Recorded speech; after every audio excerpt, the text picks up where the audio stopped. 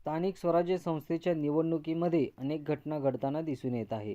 प्रहार जनशक्ती पक्षाच्या या निवडणुकीमध्ये अनेक पक्ष निवडणूक लढवण्यासाठी आमच्या संपर्कात असल्याची माहिती पत्रकार परिषदेमध्ये सोलापूर आणि धाराशिव आणि सोलापूरचे संपर्क प्रमुख अमोल जगदाळे, जिल्हाध्यक्ष अजित कुलकर्णी, संपर्क प्रमुख जमीर शेख यांनी पत्रकार परिषदेत दिली.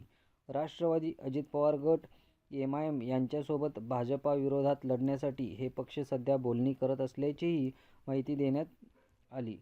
यावेळेस प्रहार जनशक्ती पक्षाच्या वतीने अनेक प्रभागात उमेदवार देणार असल्याची माहिती अजित कुलकर्णी यांनी दिली.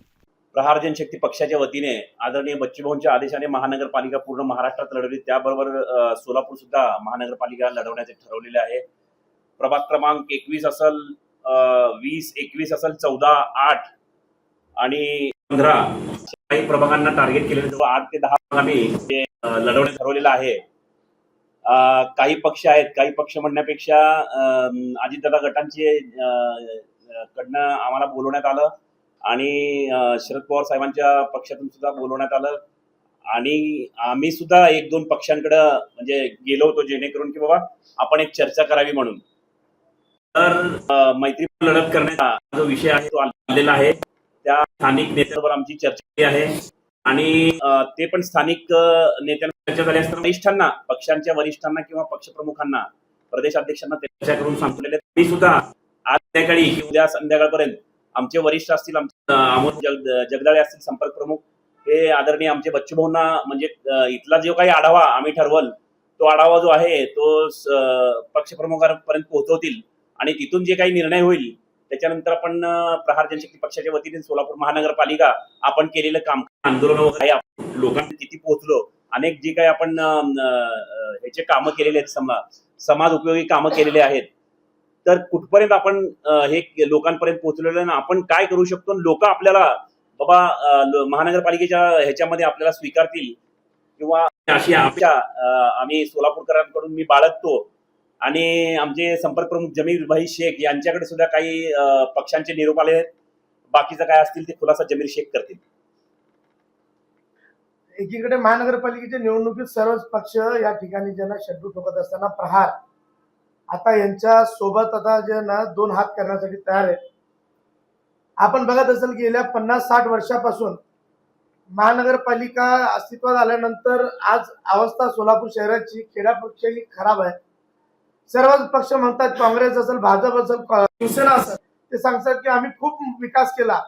तर खूप विकास केला तर संपूर्ण महाराष्ट्रामध्ये सोलापूर शहराला हे मोठा खेडा का म्हटलं जातं, याचा उत्तर त्या पक्षांनी देणं गरजेचं आहे.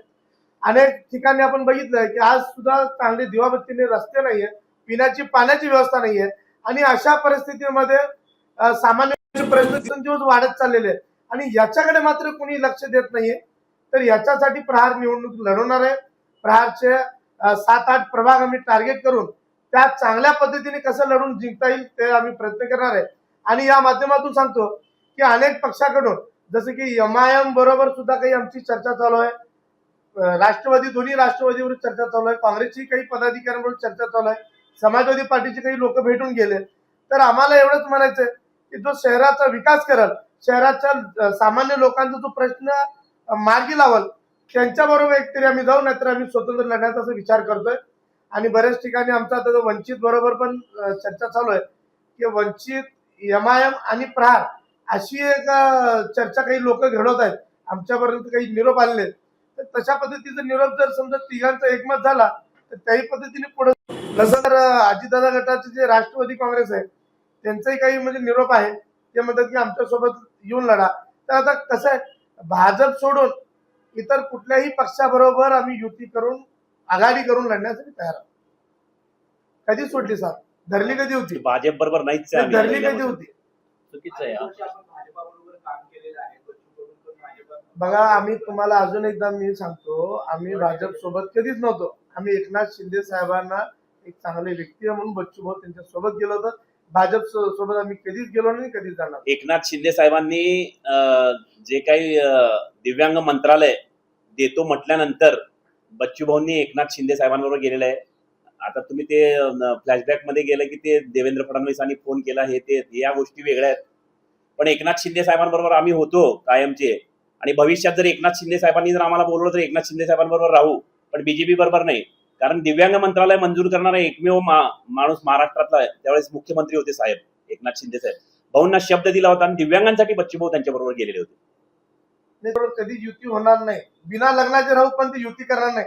आता बसली तुम्हाला मांडीला सांगतो, मांडी दोनदा लावून. लग्न झाल्यासारखी परिस्थिती, एकदा पार्टीची नंतर आता आहे.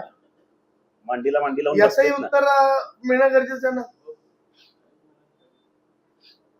100% मधनं खालिद मन्यारचं नाव म्हणजे अव्वल स्थानी आहे. 100% हो, नाही उभा करू आम्ही त्यांना. 100% उभारला. नाही, नाराज वगैरे कोण नाही आहेत. कसं असतं माहिती का की नाराज काही एखाद्या नाही. गोष्टीला होत असतं अय्यूब तेव्हा भाई, थोडी शहरी की परिस्थिती चालू आहे. हा एखाद्या विषयात अडकू नये. नाराज नाराज महाराज आपण विराट काही कोहली महाराज नाही आहेत. सत्य लढण्यात. हा? म्हणजे पदाधिकारी का पदाधिकारी म्हणून फक्त खालिद मनियारची टीम आणि आमचे अब्बास अली यादगिरी प्रभाग क्रमांक 11 मधनं हे शहर उपाध्यक्ष आहेत. ते इच्छुक आहेत, त्यांची टीम तयार आहे सध्या तरी. पण पदाधिकारी म्हणून जागा प्रहार लढवणार म्हणतात ते. 8 ते 10 8 प्रभाग ते 10 प्रभागामध्ये आमची तयारी चालू आहे. हो, प्रभाग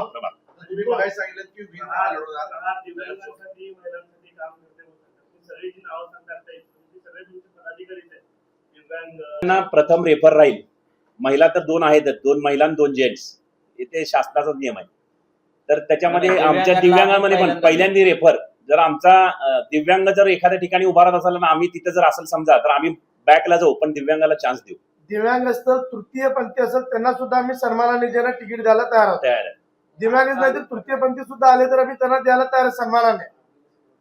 आणि मातब्बरांच्या विरोधात काही दिव्यांग असतील, तृतीयपंथी असेल, त्याचे आम्ही प्लॅनिंग करतो की मातब्बर जे लोक आहेत त्यांच्या विरोधात सुद्धा आम्ही देण्यासाठी प्रयत्न एवढी करतो. मोठी केंद्रात बीजेपीची सत्ता आहे, महाराष्ट्र राज्यात बीजेपीची सत्ता असून सुद्धा आपले इथले जे पालकमंत्री आहेत ते असफल ठरलेले. नगर परिषदमध्ये 12 जागा, ते 3 जागा आलेले आहेत ना. तरी पण सगळेजण जर बीजेपी मध्ये गेले, सगळे कोण उठसूट बीजेपी मध्ये, कोण उठसूट बीजेपी. मग बीजेपी मध्ये ओरिजिनल जे कार्यकर्ते आहेत, काय काही समजा काँग्रेसमध्ये काही लोक नाराज आहेत, ते सुद्धा माझ्या काही टच मध्ये आहेत. जर आम्हाला इकडे नाही मिळालं तर इकडे द्यावं लागेल तुम्हाला म्हणून त्यांना सुद्धा आम्ही सन्मानाने आले की त्यांना पण तिकीट देण्याचे आम्ही म्हणजे प्रयत्न करून 100% संबंधित वरिष्ठांची चर्चा करून त्यांचं पण समाधान करू. भाजपमधले सुद्धा काही नाराज प्रहारकडे येण्यासाठी इच्छुक आहेत. येणाऱ्या वेळेत तुम्हाला समजेल की कशा प्रकारे गेम चेंजर प्रहार ठरल. आणि मी तुम्हाला जास्ती सांगत नाही, 4 जर नगरसेवक प्रहारचे महानगरपालिकेमध्ये गेले तर महापौराला खांद्यावर बसून बाहेर आणल्याशिवाय, आयुक्ताला खांद्यावर बसून बाहेर आणल्याशिवाय राहणार नाही. हे या माध्यमातून तुम्हाला सांगतो.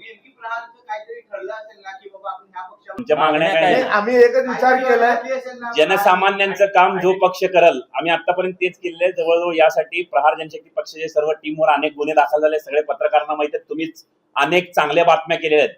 आम्हाला जे काय उंच, जे प्रहारला आज सगळ्या पक्षापेक्षा जे उंच स्थान आहे, अनेक सर्व तुमचे काही पत्रकार बांधव सर्वच त्यातले, मग चॅनलचे असतील किंवा प्रिंट मीडियाचे असतील, त्यांनी आम्हाला जे उचलून धरलेलं आहे, त्यांनी जे मोठं स्थान दिलंय त्याच्याबद्दल तुमचं खास करून आभार मानायला पाहिजे. कारण आमचे प्रत्येक आंदोलन तुम्ही कव्हर केले, प्रत्येक आंदोलनातून आम्हाला चांगलं यश मिळालं. त्याच्यामुळे आम्ही प्रत्येक नागरिकापर्यंत पोहोचू शकलेलो आहे. आम्ही दुटप्पी भूमिका घेणार नाही. काही लोक आमच्याबरोबर चर्चा केलीत आणि आम्ही काही लोकांबरोबर चर्चा केलेली आहे.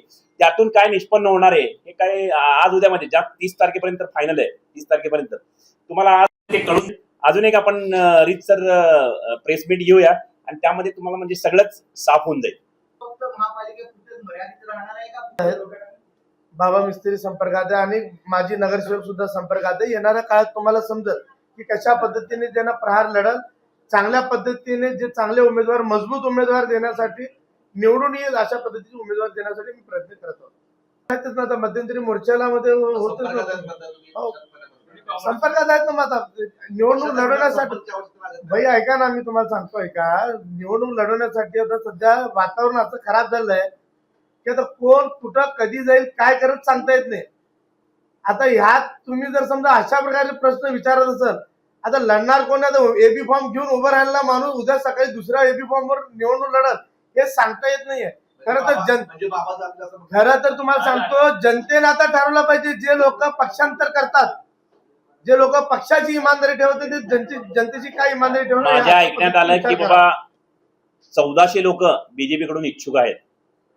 आता ते काय माझ्यापेक्षा जास्त मीडियाला माहित असतंय.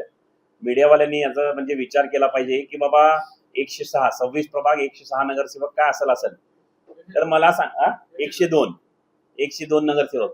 तर मला सांगा 102 नगरसेवकासाठी जर 1400 फॉर्म बीजेपीकडे येत असतील तर मी काय सगळ्यांना देणार आहेत का? जे ओरिजिनल खरं बीजेपी पहिल्यापासून आहेत, जे राष्ट्रवादीमध्ये पहिल्यापासून आहेत, जे काँग्रेसमध्ये पहिल्यापासून आहेत, जे खरंच आज उद्या इलेक्शन लागणार आणि त्या इलेक्शनसाठी मी प्रयत्न करतोय म्हणून त्यांनी कुठे जायचं? जे खरेच कट्टर समर्थक आहेत प्रत्येक पक्षाचे, तसं आम्ही सुद्धा प्रहारचे कट्टर समर्थक आहेत. पण जर त्यांना जर तिकीट नाही दिलं तर सन्मानाने आम्ही तिकीट देऊ, हे या माध्यमातून मी सांगू इच्छितो आमच्या संपर्क प्रमुखासमोर. त्याच्यासाठी जवळजवळ 60 ते 70 एबी फॉर्म आणून ठेवलेले आहेत.